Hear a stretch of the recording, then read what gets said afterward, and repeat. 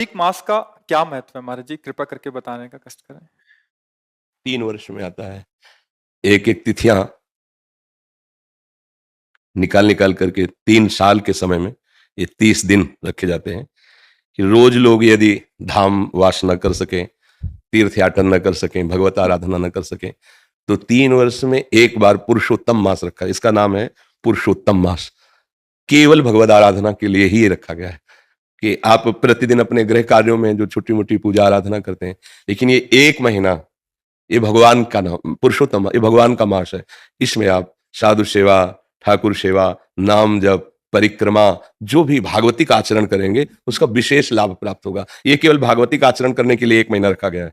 इसमें प्रायः जो धार्मिक जन होते हैं, तीर्थयाटन करते हैं, ब्रज 84 कोष की परिक्रमा करते हैं, मंत्र जाप का अनुष्ठान लेते हैं, या व्रत पूर्वक रहते हैं कि 1 महीने में एक बार ही अन्न पाएंगे और रात दिन भजन करेंगे, या हम फल से रहेंगे, दूध फल से रहेंगे, साधना करेंगे, परिक्रमा कर, ये भगवत प्रीत्यर्थ समय बिताने के लिए 3 साल में सबके लिए रखा गया। क्योंकि जो साधन में लगे उनके लिए तो रोज पुरुषोत्तम ही है, क्योंकि प्रतिपल भगवान में लगे हुए हैं। लेकिन जो गृहस्थी में, संसार में, तो बोले अब तो चलो ना, पुरुषोत्तम मास है, ये 1 महीना भगवान के लिए है। तुम परिक्रमा करो, कोई अनुष्ठान करो, किसी ग्रंथ का अनुष्ठान, मंत्र का अनुष्ठान, साधु सेवा, तीर्थावगाहन, नाम जप, भगवत विग्रहों के दर्शन, ये इसलिए बनाया गया पुरुषोत्तम मास। और आप सबसे प्रार्थना है कि हमें मानव जीवन भगवान ने दिया है। पूर्व पुण्यों से हमारा जन्म एक अच्छे प्रतिष्ठित, जो भारत सरकार द्वारा सम्मानित पदों हैं, उनके घरों में हुआ है, या हमारा जन्म किसी गरीब के घर में हुआ है, वो हमारे कर्म के संयोग से हुआ है। अब हमारा कोई कर्म न बिगड़ने पावे। जैसे किसी बड़े पदाधिकारी का पुत्र होने पर गर्व करके हम कानून के विपरीत आचरण करें और धर्म के विपरीत आचरण करें, वो हम बहुत बड़ा अपराध करते हैं। माना कि प्रगट में आपको शासन छूट दे सकता है, मतलब क्योंकि आप पद में हैं, लेकिन हमारा भागवतिक शासन ये बर्दाश्त नहीं करेगा कि आपको बहुत बड़ा अवसर मिला है।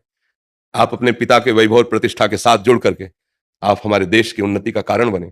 जब लोग आपको देखें तो आपके पिता से भी ज्यादा आपको सम्मान करें, चाहे वो जिधर जन्मा हो।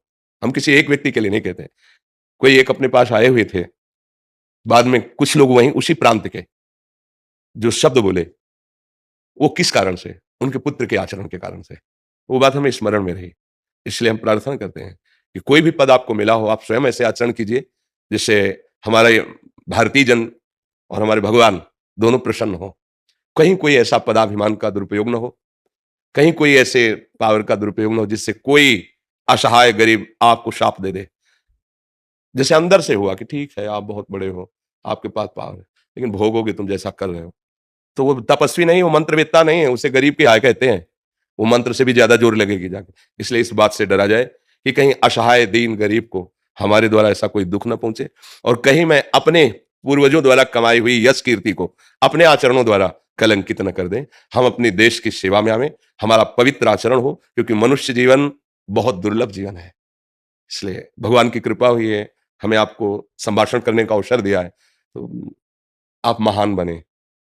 आप ऐसे बने कि जिस गली से निकले तो श्रद्धा से और भाव से लोग आपको आशीर्वाद दें कि क्या यार, क्या व्यक्तित्व है, क्या समाज सेवा है, क्या समर्पण है। अब अगर धन का दुरुपयोग करके मदिरा पीना, उद्दंडता करना, कितने दिन करोगे? जीवन तो जाना ही है ना। लोग देख के जैसे उनको उनके लिए बोले, तो हम बिल्कुल स्तब्ध रह गए थे उनके जाने के बाद। जो बोले कि इनका जो लड़का है ना, वो शब्द जो बोले, तो नहीं, हम कहा हमारे लिए इसके कोई महत्व नहीं, हमारे सामने तो जो आता है मेरा प्रभु आता है, मैं तो उसी भाव से बात करता हूँ।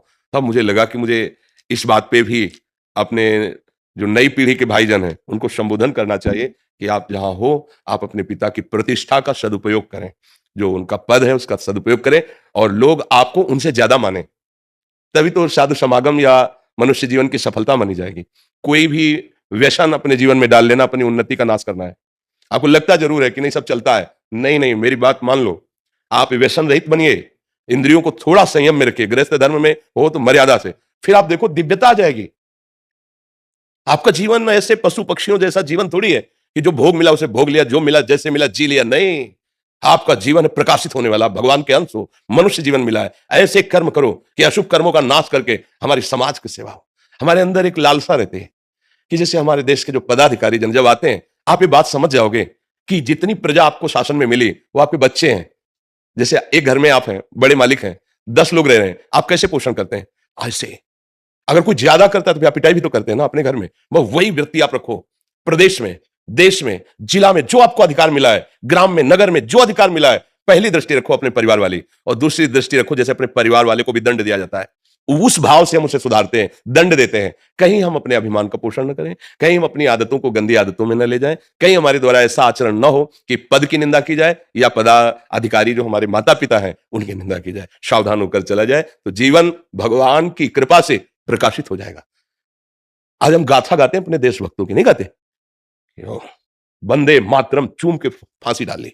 हम उसी भूमि में पैदा हुए हैं, हम उसी भूमि में हैं जो हमारे देश के लिए छाती चौड़ी करके गोलियां खाते हैं और अवसर मिलता है तो गला उतार लेते हैं। हम उसी माटी में पैदा हुए हैं।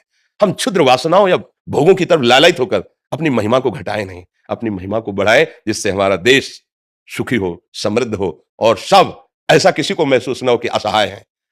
ऐसा सबको महसूस हो कि हमारे जो पदाधिकारी वो मानो मेरे घर के बड़े हैं, उनसे हम सहयोग मांगेंगे, हमें सहयोग मिलेगा। मुझे लगता है ऐसी अगर भावना हो जाए तो हमारा सारा देश सुखी हो जाए, पूरा विश्व सुखी हो सकता है। एक एक सुधरना शुरू करे। पर हम लोग ऐसा करते ना कि दूसरे को उपदेश देते तू सुधर जा, हम अपने से सुधार करें तो सब सुधर जाएंगे धीरे धीरे।